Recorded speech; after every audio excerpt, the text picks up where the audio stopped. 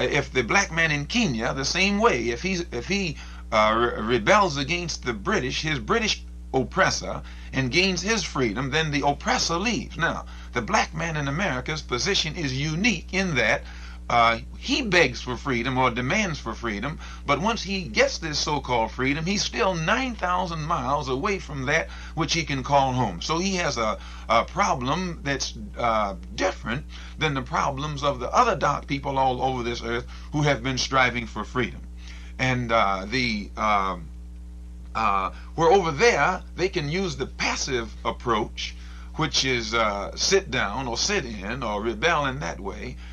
When you have in India, like Gandhi, where they had 300 or 400 million black people striving against a couple 100,000 white oppressors, then passiveness worked, because all they had to do is stop, sit down. It's like an elephant sitting on a mouse or something. But here they are the majority and the oppressor is the minority. Here in America, you got the black man is the minority. And when you call yourself sitting down on the white man, all he has to do is let you sit. He can get someone else to run his factory or whatever else he wants to do. But to sit there and use this so-called passive approach, we don't think it will work, because we don't find any parallel. We don't find, for instance, anyone being encouraged to seek freedom in a passive way other than the so-called Negro here in America.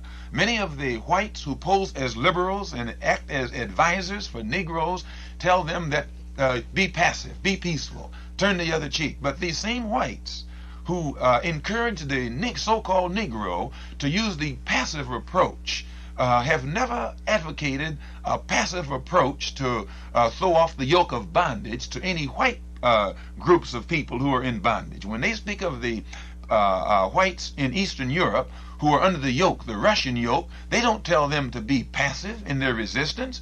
They feed them ammunition. They feed them guns. They make heroes out of the freedom fighters from Hungary. They make them great heroes. But when it comes to a black man, be he in Asia or Africa or in America, if he becomes militant in his resistance against oppression, then immediately he's classified as a fanatic.